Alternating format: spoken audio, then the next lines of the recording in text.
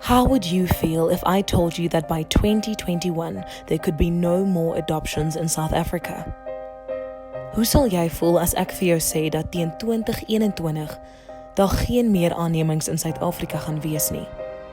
Uzozizwa kanjani xa ndithi kuwe ngo-2021 angeke ukwazi ukufumana umntana omphiwayo eMzantsi Afrika? O tla ikutlwa jwang ha ke o jwetsa hore ka selemo 2021 o nkekebe wa fumana ngwana o mfuwang mona Afrika Borwa? On paper, the Children's Amendment Bill doesn't look like much. But if it is passed, adoptions which are already small in numbers and on the decline will probably come to an end in the next 2 years. This is because no one will be able to charge fees for an adoption. Private social workers won't be able to practice, and child protection organizations will have to rely on partial and inconsistent government subsidies to survive.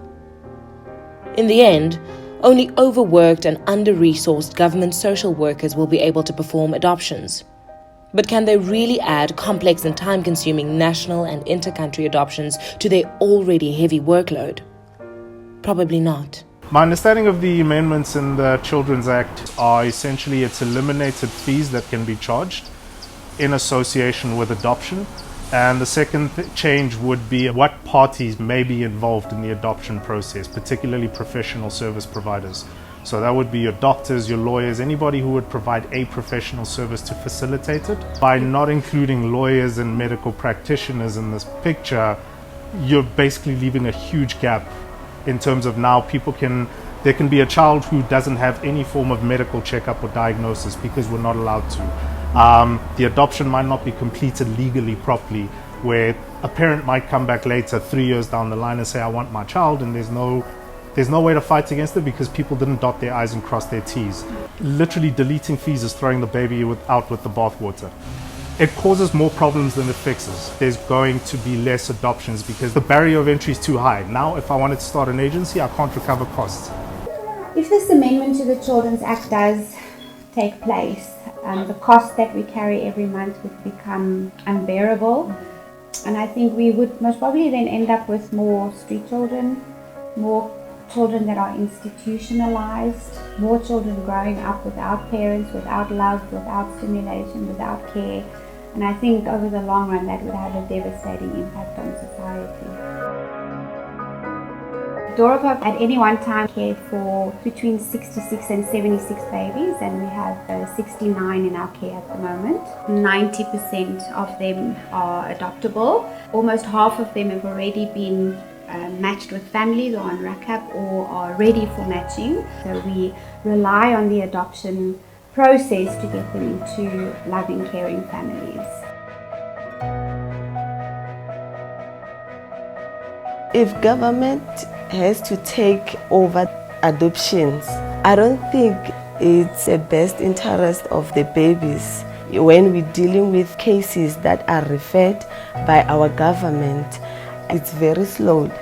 You find that they place this child, maybe that child is 5 days old, and then at the period of 2 years, that child is still with us. A 2-year-old, they understand that they need to have mommy and daddy. They will always ask you, when am I going to my mommy? When am I going to my mommy and daddy? It is not easy to place an older child. Most of the mothers say, I want a baby from this age till this age. So if the case is being delayed, it's going to make our kids stuck in each and every home. Door of Hope has a baby box as a safe place for moms to place their unwanted babies. Sometimes we get criticized. People say that it takes away the right to an identity, it takes away the right to a culture.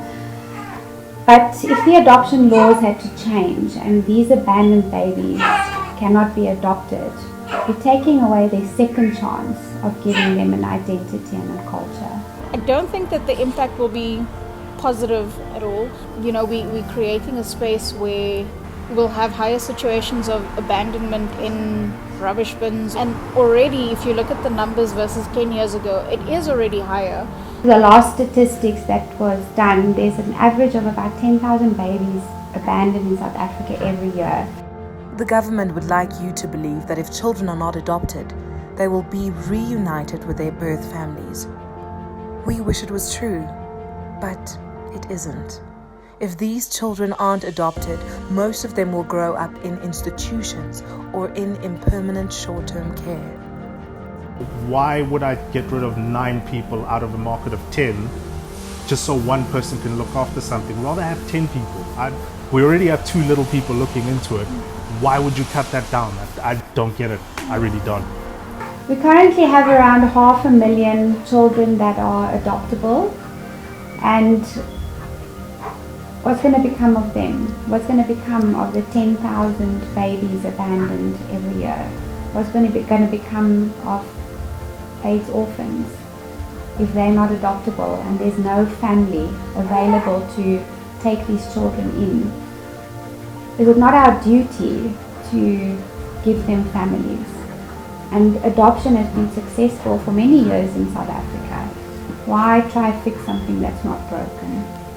So although the bill won't make adoption illegal, the process of getting children, like some of whom Nadine spoke of, into families will grind to a halt. And without adoptions, many children, especially abandoned children like the ones we have met today, will be forced to grow up in institutions rather than a permanent, loving family.